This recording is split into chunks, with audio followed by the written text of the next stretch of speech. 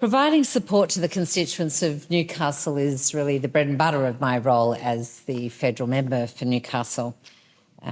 Governments play an important part in shaping our society and making sure that Australians have access to the services and safeguards that we need. And the Australian Public Service plays a really vital part in that work. They assist government in developing and delivering on policy agendas and priorities. And the APS, the Australian Public Service, is of course a really trusted institution in Australia. The daily workload is phenomenal at times, and the work of public servants continues to both astonish and frustrate communities at different times, sometimes in equal measure. And my office is really working with a lot of people now who are trying to work through issues of dealing with different kinds of programs and services and needing assistance to navigate their way through what are sometimes really complex avenues.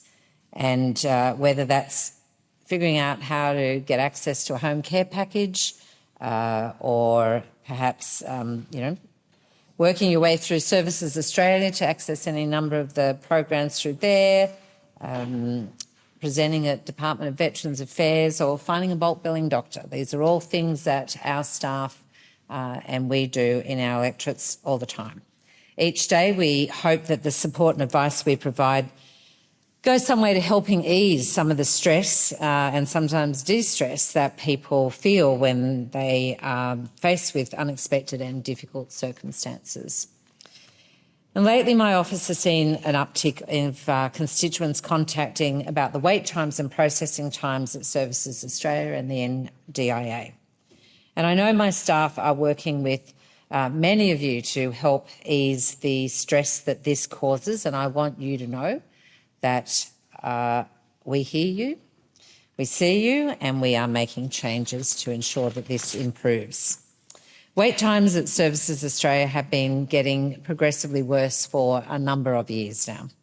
And the root cause of the issue is a conflation of a shocking reduction in staff numbers, as well as a reliance on IT systems that under the former government, I think we'd have to be frank and just say simply did not work. So since Labor was last in government more than a decade ago, the staffing levels at Services Australia have declined, and this enabled shocking schemes like Robodebt to really get away on the former government. Currently, Services Australia gets over 1 million calls a week, and there are 10 million visits into Centrelink offices each year, and there are 1.1 billion transactions taking place online. So this is a very, very big service delivery. We know that the increasing call wait times and processing delays at Services Australia have caused distress and absolute inconvenience. I see that in my constituents and for those receiving various government payments and income support. And we also know that there is no substitute in human services for real humans. And we've provided an extra $228 million to increase the agency's frontline staffing and operations. And we've rapidly recruited 3,000 additional frontline staff, bringing 500 new staff into Medicare and 2,500 staff into Centrelink to support with these issues around processing and telephony. We started recruiting those extra people in November and December of last year, and they are now in place. These new staff are currently being trained to allow them to effectively help people when they are calling in now. Many have completed their initial training and have started on the phones, and we are starting to see some positive results on the number of calls answered and the average wait times. As more people complete initial training and move onto the phones, we'll see those numbers improve and improve. And we've also bolstered the number of interpreters to help the agency engage with culturally and linguistically diverse communities. On top of that, we've put an extra 850 people on just to deal with the natural disasters payment, an issue that affects so many of us in different parts of Australia. And a priority is to really blitz that payment backlog. In the current climate, where the cost of living is a factor for many Australians, the agency is working hard to expedite customer outcomes, as it should, and that is the focus for the government. I know that Novocastrians are also feeling frustrated and stressed by the long processing times within the NDIA. And when disability service providers are facing delays, when they're trying to register as NDIS providers or waiting for claims to get paid, we know that it's participants that really feel that. And it means that they're not accessing the services they need when they need, and instead are stuck in limbo waiting for support. That is not a situation we want to see ever continue. So the NDIS has delivered absolutely a better deal for hundreds of thousands of Australians. I see this in my community every day. We were one of the trial sites, 10,000 people onto NDIS as soon as the rollout began, made phenomenal changes in people's daily lives and quality of life. So, but we want to do more to achieve that vision of NDIS. And so the government, alongside with the National Cabinet, has committed to reforming the NDIS to make sure that the disability supports are fairer for all Australians. And we know an effective NDIS will improve outcomes for people with disability and help them achieve their life goals and ensure that the sustainability of the scheme for future generations. The independent NDIS review received almost 4,000 submissions and engaged with thousands of people. An overarching goal of the review was to put people with disability back at the centre of the NDIS and to help restore trust, confidence and pride in the NDIS. I want to thank those who took part in this process and who shared their story in order to help shape a better system.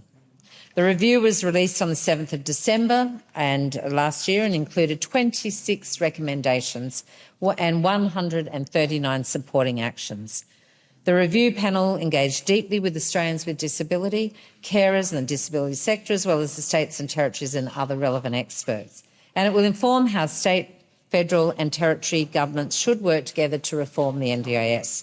This is a significant moment in Australian history, particularly for people with disability and their families and the disability sector. With Labor in government, we can bring down NDIS costs and improve the experience and outcomes of participants at the same time. It's not an either-or choice for us.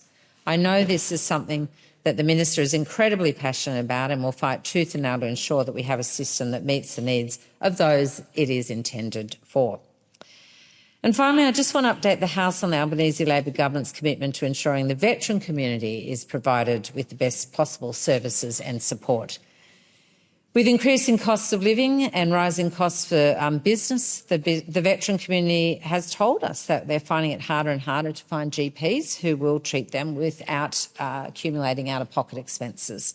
From November 1, the Labor government tripled the Veterans Access Payment in an effort to encourage more GPs to service veterans. And the Veteran Access Payment is an incentive payment that GPs receive, in addition to the Medicare rebate, when treating veterans who hold a DVA gold card or a white card. And tripling of this payment will ensure that GPs continue to service veterans with no out-of-pocket costs. Payments apply to general face-to-face and telehealth GP consultations, including home visits for people who are homebound and consultations in residential aged care facilities. We've also streamlined and reduced the paperwork for GPs, and the first package of the 19 most frequently used forms has been consolidated now down to just 7, while a process is underway to significantly reduce the remaining 54 forms by the middle of this year.